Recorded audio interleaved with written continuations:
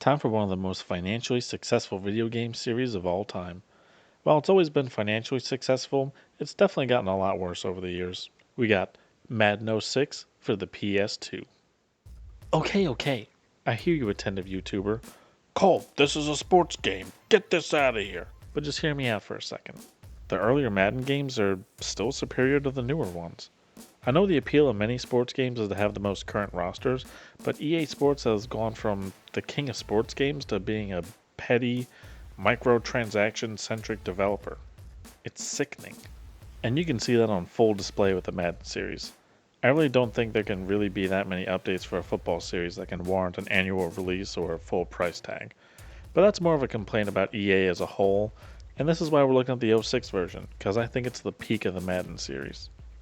For starters, this is the last Madden game where players can have their helmets fly off. Because, the NFL didn't want to portray the game like it's actually played in real life.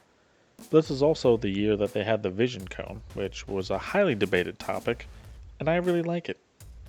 I think it really sets apart the good quarterbacks from the bad quarterbacks, because in newer Maddens, you just have throwing strength and throwing accuracy and speed if you want to do that, but the awareness, that actually means something in this game. And the vision cone can help you on defense too, because you know where the QB is looking and you can have an interception a lot easier, which is something that happens in real life. Defenders can read the QB's eyes and make an interception. If you haven't noticed, I'm playing with a lot of classic teams, which in this game it has a lot of historic rosters on them. And if you're a football nerd like myself, you can go in and add real player names and recreate the whole roster, which again is another feature that they don't have in Maddens nowadays. Now, I'm not familiar with every single year of Madden, and I haven't really played many of the new ones, but I know there's a whole lot of features that aren't in anymore, like creating a playbook, creating a fan, superstar mode. You can't really talk about the Madden series without talking about franchise mode, which is another mode that's been suffering recently. But you can choose a team, you can begin playing season after season, constantly improving players, coaches, stadiums, the franchise as a whole, really.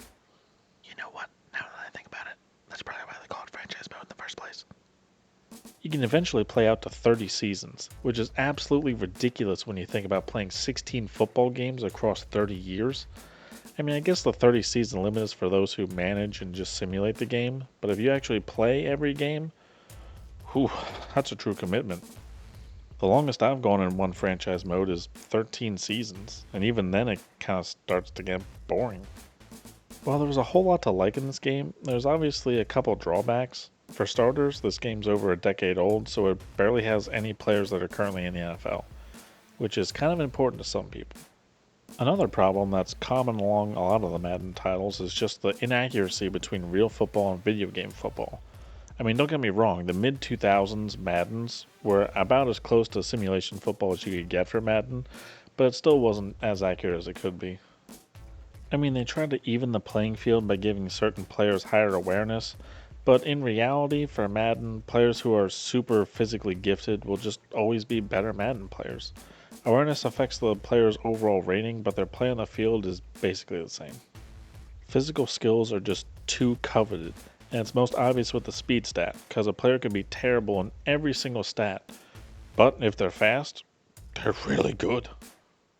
Also, while it can be adjusted in the settings, the default penalty settings are just really low. I mean, I usually only have like one or two penalties a game, and that's just not realistic. And not as much of a complaint, but the running back flares play is almost guaranteed yardage if the running back can catch the ball. Most of the time that's a huge if, but when the connection is there, it's huge yardage. This one play is so effective that it can keep me competitive with an NFL Europe team facing the Patriots, and they won the Super Bowl that year. Well, at least until the giant skill gap in player skills eventually comes around and I lose. But it was certainly closer than it should have been. I personally think this is the best Madden I've played, but you can't really go wrong playing anything on the PS2 from 2004 to 2010 when talking about Madden.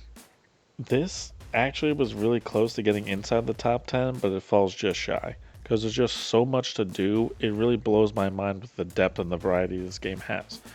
But I can't ignore the fact that gamers in general probably won't enjoy it because it's a sports game. In terms of game hours played over a lifetime, This game is probably in my top 10 or top 5. I really like this Madden, so I'm glad I finally got to talk about it. Hashtag Raider Nation. Hope you enjoyed.